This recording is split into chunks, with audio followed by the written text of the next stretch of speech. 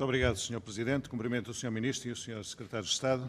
O Sr. Ministro abordou já vastamente o tema da nova PAC, mas pela importância que o tema representa para nós, gostaria de o retomar, começando por clarificar a atual situação, o ponto da situação da reforma da PAC. Como já foi dito, o PSD celebrou um acordo com o Governo sobre os fundos europeus para apoiar o Governo e dar força à posição portuguesa, mas apoiar e dar força lá fora não pode naturalmente impedir que cá dentro o PSD alerte e clarifique perante os portugueses a verdadeira realidade dos factos. E a realidade é esta. Sabendo já das dificuldades de partida decorrentes do Brexit e do estabelecimento de novas prioridades, o Sr. Ministro estabeleceu dois objetivos muito concretos. Manter o mesmo envelope financeiro total que o anterior Governo tinha conseguido e, no primeiro pilar, em termos de convergência externa, tentar anular metade da diferença para a média europeia, o que significaria passar os pagamentos de 200 para 235 euros por hectare. Estas foram as metas definidas pelo Sr. Ministro. Ora, qual é o ponto da situação?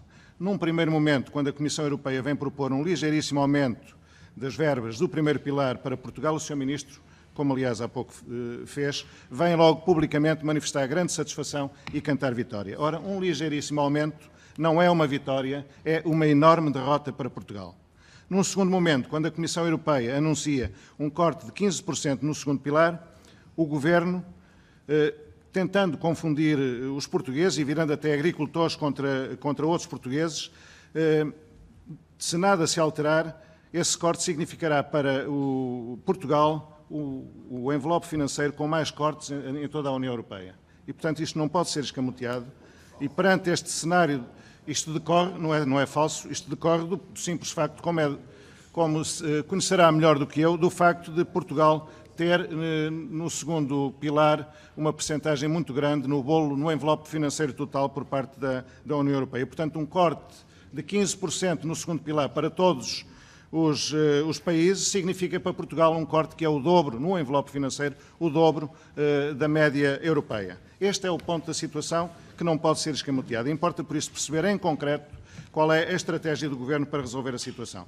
O Sr. Ministro já aqui disse que é o grande impulsionador e o mentor de uma aliança de países que visa reforçar o orçamento da nova PAC. Vamos aguardar. Naturalmente, a política de alianças com países que têm os mesmos problemas do que nós é uma via a seguir, ninguém pode pôr isso de parte, deve-se prosseguir essa via.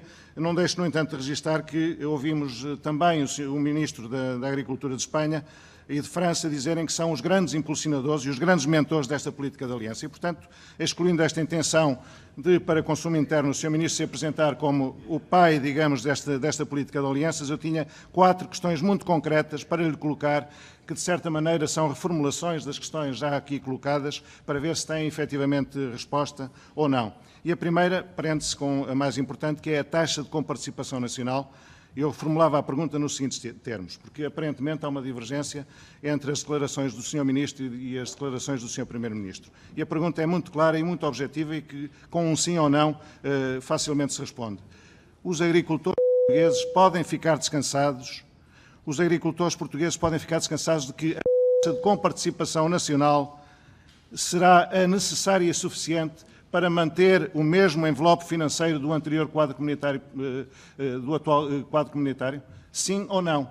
Defenderemos uma taxa de comparticipação nacional necessária e suficiente para que o envelope financeiro seja o mesmo do atual quadro comunitário? Sim ou não?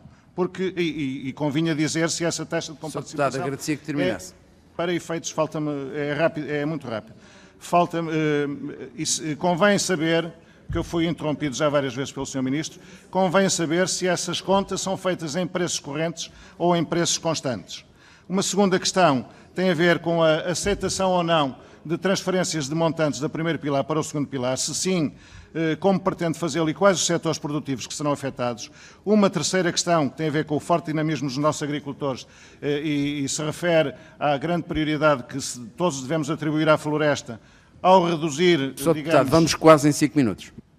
Termino então, vou à última, apenas para deixar um alerta no que se diz respeito aos cortes, à compensação dos cortes por via do programa Horizonte Europa, e pelo estabelecimento de um eixo dedicado à investigação e inovação agrícola, e era bom que Portugal defendesse que, no fundo, uma certa fertilização deste eixo para não sermos prejudicados em relação a outros países. Muito obrigado.